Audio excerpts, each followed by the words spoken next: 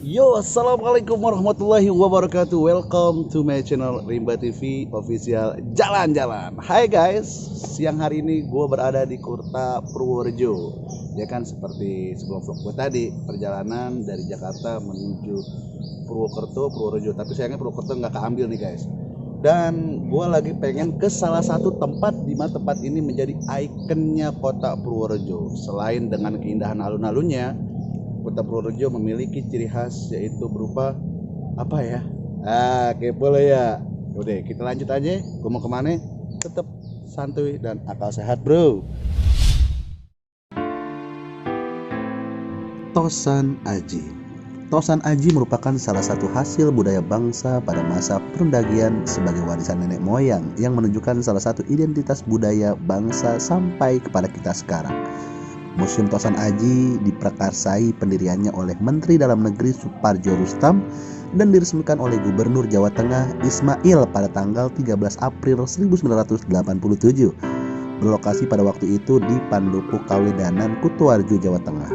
Namun kemudian dipindah alihkan ke Purworejo pada tanggal 10 Juni 2001. Hal tersebut dilakukan sebagai upaya mewujudkan lokasi terpadu. Beberapa bangunan bersejarah seperti Masjid Agung Darul Mutakin berada di sebelah barat alun-alun dengan beduk pendowonya yang terbesar di Indonesia, dan Museum Tosan Aji berada di sebelah selatan. Sekarang Museum Tosan Aji menempati bangunan bekas pengadilan pada masa Belanda.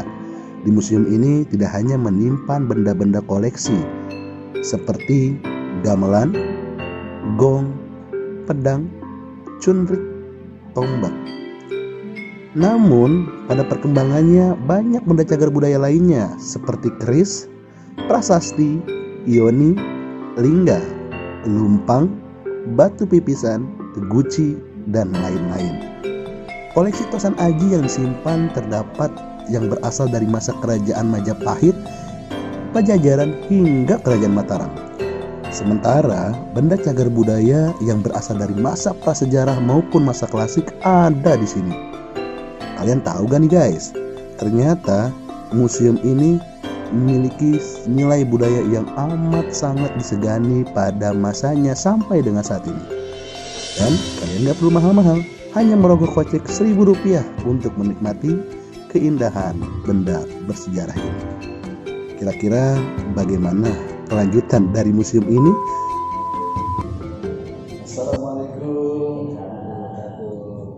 Kenalin Pak, saya Rimba nih. Iya. Ini Bapak siapa? Sujatman. Bapak Sujatman. Iya. Kalau saya boleh tahu, Bapak Sujatman sebagai apa di museum Ini saya sebagai istilahnya termasuk nguri-uri masalah usaha. Ya, Sudah berapa lama Bapak menjadi? di sini saya sekitar 2 tahun. 2 tahun. Ya, 2 tahun. Mulai tahun 2019. 2019 Ya, sampai masa 2021. cukup lumayan lama nih guys. Iya. Nah, ini kita pengen bicara tentang sejarah museum ini berdiri seperti apa sih Pak sebenarnya? Pertama museum ini dulu waktu pertama itu kan di Kawedanan Kutoarjo. Itu mulai yang membuka ini yang dulu yang membuka museum itu kan Bapak Suparjo Rustam. Itu yang memprakarsai Bapak Suparjo Rustam. Itu yang membuka Pak istilahnya Ismail, Bapak Gubernur Bapak Gubernur Ismail dulu yang memprakarsai Bapak Suparjo Rustam, Menteri Polkam dulu. Itu tahun sekitar 1987. Sudah lama juga ya. 1987, 11 April 1987. Itu lalu pindah ke ex pengadilan Purworejo sini itu 1 Juni 2001. Berarti bangunan awal bukan di sini berarti? Bukan, dari Kawedanan sana Kutoarjo Mas. Lalu tahun 13 April 1 April 2010 pindah ke ex pengadilan Selatan Polres dulu. Lalu pindah ke sini itu 2017. 2017. Ke komplek pendopo. Berarti sudah lumayan juga ya Pak, Iya. dari 1987. Nah, kalau bicara museum ini biasanya kan museum itu terkait dengan sejarah. Ya, Apa sih yang diperlihatkan di museum ini Pak? kalau sini itu Mas di sini kan ada itu termasuk pusaka Sinobaro itu kan paling banyak yang untuk ditonjolkan di sini. Jadi ada itu ya. Tapi khusus nih Sinobaro itu kan khususnya untuk umpama ada kegiatan-kegiatan jamaah santosan haji. Khususnya itu ya ada Sinobaro, ada pedang, ada tombak itu kan. Khususnya kalau hendak malam satu suro itu kegiatan jamasan di museum. Udah inilah ya tradisi ya. Tradisi lah, sudah tradisi. Nah, kita sekarang ada di depan apa nih Pak kalau kita butuh? Ini namanya Besalen Mas, merupakan tempat bengkel kerja untuk membuat tosan haji. Ini lengkap peralatan seperti yaitu paron. Paron ini untuk pengukupan suhu panas. Suhu panas untuk membuat tosan haji. Nah, Tapi ini replika aja kan ya? iya. Oh, iya. Seperti ini dulu mungkin zaman pembuatan tosan haji kan seperti ini Mas. Nah, ini kan termasuk bahan-bahannya. Ini barang jadinya nih. Ini kan bahan-bahannya mata ini besi, baja, pamor. Nah, ini pamor. Nah, ini yang sudah mengkodokannya ini. Nah, tiga bahan ini ya, ini sudah hasilnya seperti ini. Oh, iya. Nah, untuk keris pembuatannya sendiri ini berapa lama kira-kira pembuatannya Pak? Itu kan tergantung Mas, tergantung kan zaman dulu itu bisa ya sekitar 3 bulan, 4 bulan Mas. Itu karena sebelum itu kan biasanya empu zaman dulu itu kan sebelum membuat tosan haji kan harus prihatin dulu puasa. Gimana itu supaya hasilnya itu supaya lebih bagus dan berkarisma. Iya, zaman dulu kan ada pusaka sengkelas atau pusaka apa supaya kekuatannya itu ada lebih berwibawa dan berkarisma. Nah, kalau bicara tentang keris kan pasti banyak orang kan bicara tentang mistis nih Mas. Nah, kalau seandainya keris itu kan ada buatan manusia, ada yang buatan dari gaib. Kira-kira di sini ada gitu buatan dari gaibnya? Nah, istilahnya dari gaib dan semua itu pusaka juga manusia yang buat Mas itu termasuk dulu ya empu yang pertama. Empu itu kan membuat pusaka yaitu dengan secara prihatin itu kan menjadikan pusaka itu bisa terisi dengan goib lah istilahnya seperti ya goib. Jadi istilahnya permintaan supaya pusaka ini betul bagus berkarisma. Tapi ya ada yang istilahnya pusaka-pusaka yang istilahnya dari goib itu kan istilahnya kan batu-batuan. Termasuk itu ada apa ya dulu ya kantong macan. Kantong macan. Ya, kulit rusa gitu. Nah, kulit rusa atau petolo karang. Nah, itu kan memang alami nih. Itu kan pusaka-pusaka ini dulunya dari empu ya, ada empu supo, empu gandring itu kan banyak. Jadi, kalau ini gambaran sejarahnya seperti apa? Gambaran peninggalan dari Bupati yang pertama namanya di Bulus. Nah, itu bupati yang pertama Mas, ini namanya Gamelan Enggak. Yang karena dulu belum ada karena belok melindru atau apa itu dan khususnya untuk ya pertemuan khusus untuk raja-raja. Tapi kalau saya boleh tanya nih Pak, gambar ini kan usia 370 tahun.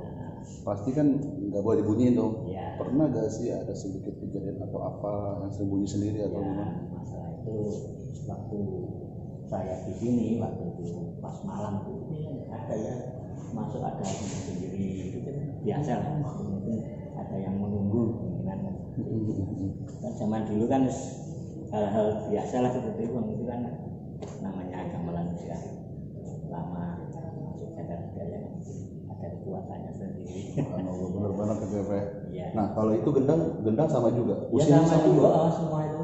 Ini kan sudah termasuk Satu paket ya. lah. Satu paket termasuk gamelan cacat. Jadi guys, ternyata gamelan ini usia 370 tahun. Ya, usianya beda jauh sama gue. Gue baru 25 tahun. Oke, kira-kira mau kemana lagi di dalam? Nah, kalau di dalam sendiri ada apa nih Pak di dalam? Itu ya ada pusaka, ada tombak, ada macam-macam sih. Silahkan kita. Kita boleh tengok ke sana? Bisa. Mari guys. Apa lagi? Tangguh Pajajaran. Tangguh Pajajaran. Ini Pajajaran? Iya, Tangguh Pajajaran itu tangguh yang paling tua sendiri. Jawa Barat tuh? Iya, Jawa Barat. Oh, Jawa Iya, Barat. Berarti era Prabu Siliwangi Mas? Iya, itu kan paling tua Mas. Wah, dari Kerajaan yang paling tua itu dari Pajajaran. Jawa, jadi sebelum Mataram Pajajaran dulu? Iya, dari Pajajaran dulu, Majapahit, baru Mataram. Ya, di Pajajaran itu sekitar umurnya ya sudah 800 tahun. Mungkin sebelum penjajah datang kali ya? Ya, Masih pakai ilmu-ilmu itu lah ya. Nah ini bisa dijelasin sejarahnya mungkin Mas, selain dari Mataram apa sih kelebihan keris ini kalau Mas? Kalau ini ya dulu merupakan ya untuk istilahnya kewibawaan raja Mas.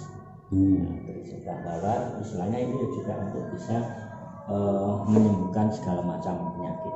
Di eranya? Ya, penyakit juga bisa untuk mengayomi semua masyarakat zaman dulu. Masyarakat umumnya bawaannya raja ya Mas. Tapi emang ini ke sini dipakai sama Prabu Siliwangi? Iya, dulu Prabu Siliwangi itu kan pusakanya satu yang ini, yang dua yang Ujang. Iya. Nah, itu. Pajajaran, Iya. Jawa Barat. Jawa Barat. Oke. Nah, Jadi guys, ini semua dari Pajajaran Kota Bogor ya? iya. Bogor. Nah, Siliwangi. jadi buat kalian nih yang punya kecenderungan garis Prabu Siliwangi wajib main kemari, lihat keris Iya, kakek kalian. bisa. Benar. Oke, Ya. guys. Tapi Mas, sebelum kita selain kita kan banyak gak sih pejabat yang main kemari gitu? Iya banyak Mas. Banyak ya? Iya, banyak dari Sedang, dari provinsi sana ya biasa sering ditinjau. Ini kan seperti itu. Ini saja museum Sesaji kan banyak istilahnya hibah-hibah. Pemberian. Pemberian karena memang sudah kota Tegal saja hibahnya ke sini. Tapi misalkan ada orang yang punya keris nih, Ya. mau dikasih ke museum ini boleh? Bisa. Oh bisa guys tuh. Di sini kan malah lebih terawat. Benar. Istilahnya bisa ditontonkan. Cara tahu merawatnya ya. Merawatnya, konservasinya gimana itu bisa. Jadi edukasi juga ya. Edukasi juga, ya. Oke, benar banget. Edukasi. Karena kalau kita nggak bisa ngerawat bisa ngamuk Mas. Nah, iya itu maksudnya. Seperti itu. Oke, coba kita tengok ruangan berikutnya Mas ya.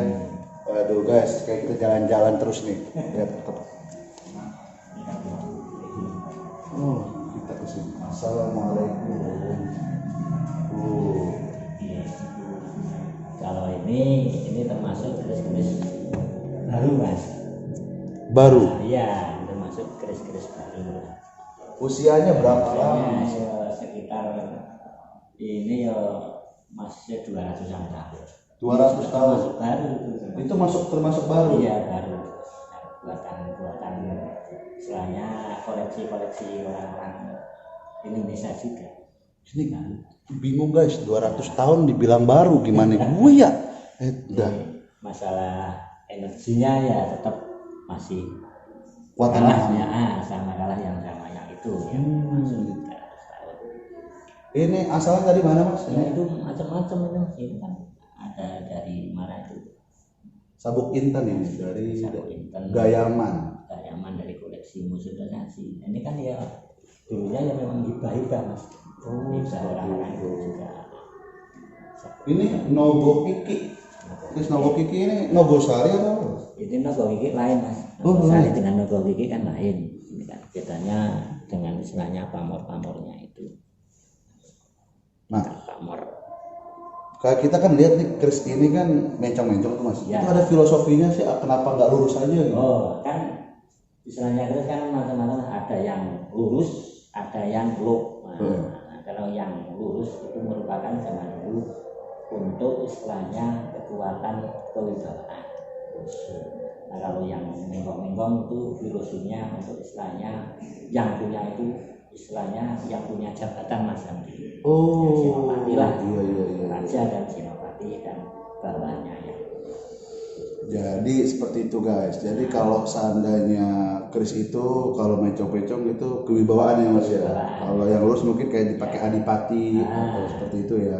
Di filosofinya kalau yang ada yang nek lu itu kan adanya ganjil Mas, tidak ada lu genap. Gak ada genap nih Mas? Iya, ada lu-nya lu 3, lu 7, lu 9, lu 13. Itu filosofinya juga ada. Kalau memang mau itu ya itu tertentu nanti ada kalau ingin sinar itulah istilahnya itu. Oke baik guys, pokoknya ya gitu deh, kita akan terus telusurin dan kita akan tanya-tanya lagi, mungkin nanti akan temen sama siapa lagi kita nggak tahu. Yuk kita lihat ruangan berikutnya. Waduh merepotin nih Pak.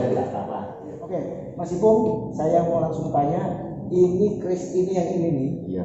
Nah, tolong diberi penjelasan Mas Ipung. Oke.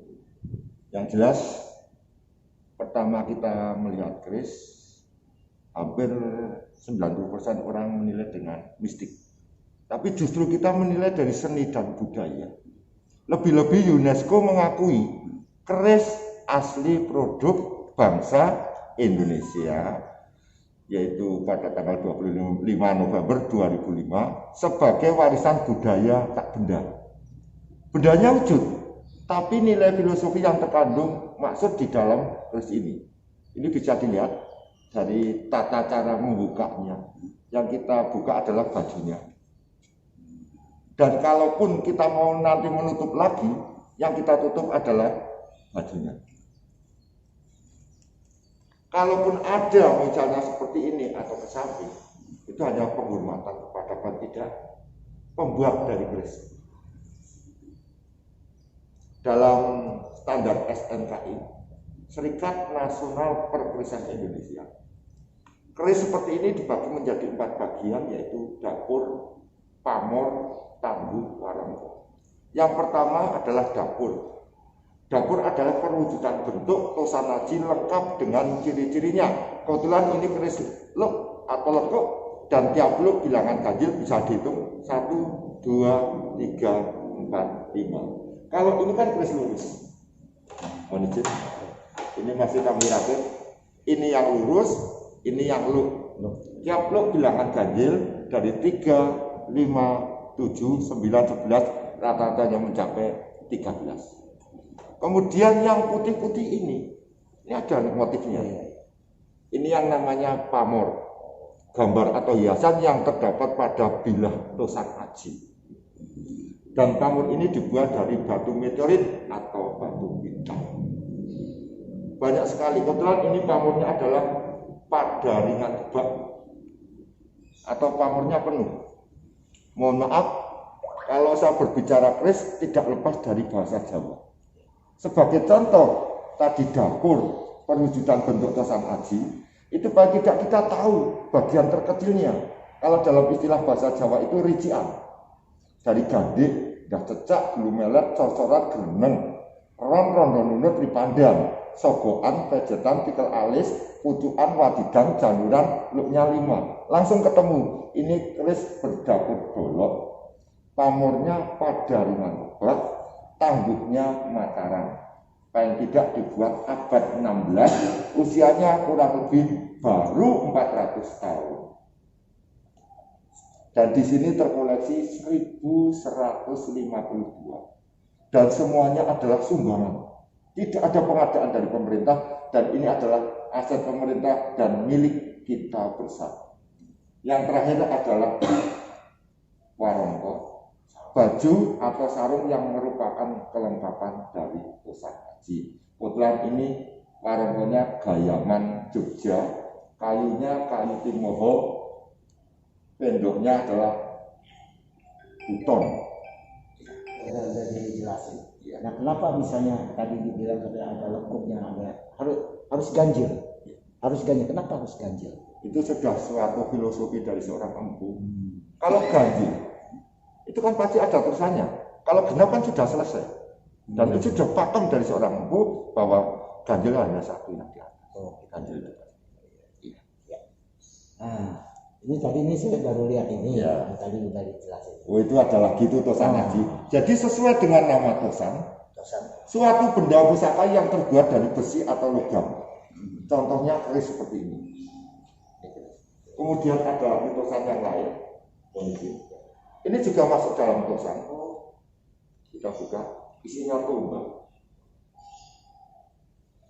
Ini tombak berdapur cacing kanil yang dibuat sebagai untuk tongkat komando. Cacing kanil pamornya adem, atau dalam istilah sekarang adalah pamor singkir. Tangguhnya, ciri-ciri yang tidak satu tepat zaman pembuatan, ini tangguh Mojopahit. Paling tidak dibuat antara abad 14 sampai 15, usianya paling tidak sudah 600 tahun. Dan ini sumbangan dari beliau Bapak Siswanto dari Sumowari, Kecamatan Bayi Kesing, Purworejo pada tahun 2018. Termasuk ini kan biasanya dipakai oleh, mohon maaf, dalam tanda kutip pembesar-pembesar untuk pekat kebenaran. Padahal isinya ada bilang tosan haji. Jadi sesuai dengan nama tosan haji, tidak hanya keris, tapi juga ada tombak, ada pedang, kemudian ada ujang, gelanggang, tunggrik, dan sebagainya. Tapi tidak semuanya tosan haji ini dimiliki oleh seorang laki-laki, tapi ada tosan haji yang dimiliki seorang perempuan. Itu ada beberapa yang kami baca, tapi senjatanya biasanya kecil-kecil. Contohnya tunggrik, patrem, menur. Menur biasanya dipakai untuk gelung. Iya. Sebagai tusuk konde. Padahal kalau diambil ada suatu senjata, namanya menur. Jadi sebagai pertahanan seorang perempuan. Yang pasti kami di museum cukup menilai seni dan budaya. Tidak ada suatu kekuatan yang memiliki kekuatan di atas, karena semuanya adalah buatan manusia. Cukup kita menilai dari seni dan budaya. UNESCO mengakui, kenapa kita orang Indonesia tidak tahu apa itu. Itu hal yang kami. Dan di museum sendiri di sini sebagai kajian untuk edukasi dan juga pembelajaran. Harapan kami kata-kata kami bisa disebarluaskan. Kami welcome, kapan mau datang ke museum silakan, dan kami siap melayani pada semuanya. Menurut informasi tadi, benda-benda ini melebihi 1000 mungkin. Tapi dari jangankan 1000, 5 keris aja itu penjelasannya seperti itu. Itu baru disingkat-singkat satu keris baru disingkat. Bagaimana kalau semuanya dijelasin? Nggak cukup sampai subuh. Nah, jadi kesempatan ini juga kesempatan kita nih dari Jakarta, ya. Jadi nanti siapapun yang melihat YouTube ini, pintu terbuka. Siapa yang mau datang, dari manapun yang datang, akan dilayani pertanyaan seperti apapun. Apalagi tadi ada senjata buat lelaki, buat perempuan. Betul. Tadi baru singkat-singkat aja.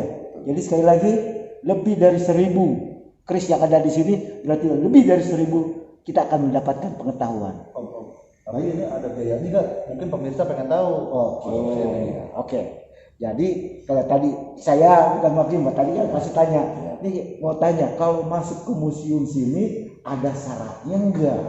Nah, untuk masuk museum kami buka tiap hari antara jam 7.30 sampai jam 16.00. Tiketnya hanya Rp1.000. Rp1.000 sudah bisa melihat ini semua, Pak? Betul sekali. Memang jangan dinilai dari tiketnya, tapi nilainya dari filosofi yang tidak bisa diujikan dalam apapun. Dan museum hanya sebagai pelayan, termasuk kami. Oke. Rp1.000. Aduh. Masa ya nggak sanggup sih Rp1.000? Nggak sebanding Om dengan nilai sejarah. Pengetahuannya juga. Nah, tadi baru ngomong keris dengan segala macam nih. Kalau saya ulang kan saya juga nggak bisa nyebutin, ya kan? Tadi udah sedikit. Ini ada alat-alat gini loh. Ini belum. Tapi kayaknya memang entah kapan kita harus balik lagi ke sini. Pasti Om. Kita balik ke sini, baru keris sedikit. Ini baru, tolong dilihat. Ini baru kerisnya baru Betul segini. sekali. Dijelasin segini. Iya, betul sekali. Baru segini. Apalagi Tuh. tentang filosofi keris dari Siti, Sengkali, Arjuna, Rondo, Dandang atau Cokro Gundolo, Gunung Kuntur Segoro Madu. Itu sehari belum habis itu. Itu satu bilah keris itu. Filosofinya untuk apa? Hasil karya yang bagaimana? Dari bahannya, motifnya, teknik tempa, warna besi, itu ada semua. Apalagi ada suaranya yang luar biasa. Informasi. Jadi buat pengunjung yang datang ke sini, kalaupun dia mau megang meskipun tidak boleh, tapi kita penasaran pengen megang, tetap harus minta izin. Betul. Kalau diizinkan kita boleh pegang, tapi kalau enggak jangan. Bukan enggak ada apa-apa, tapi memang ini kan dirawat keris ini. Betul sekali. Nah, kenapa juga dirawat? Karena milik semua, bukan milik satu orang. Oke, silakan lanjutkan. Oke, kenapa? Karena keris membutuhkan yang namanya suatu perawatan, di mana setiap penanggalan suro atau muharam, di sini ada yang namanya ritual jamasan pusaka tosana. Itu hanya ritualnya saja. Tapi untuk konservasi, kami tidak mengenal bulan suro. Termasuk ini sama-sama konservasi. Ini keris berdapur tilam upi pamor udang mas tabuhnya Kartosuro. Ini rencana akan saya konservasi. Nanti besi dan baja akan berwarna hitam dan pamor akan berwarna putih. Itu salah satu perawatan. Oleh sebab itu di sini dengan adanya 1000 lebih sesuai tupoksi kami punya target. Seminggu berapa, sebulan berapa, 1 tahun berapa. Itu. Dan tangan manusia itu bisa, kenapa kok dari pengunjung kadang-kala nggak boleh memegang tanpa seizin dari pengelola. Satu, tanpa sadar ketidaktahuan seseorang akan megang bila.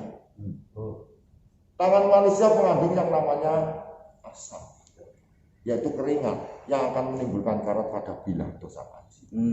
Itu resikonya seperti itu.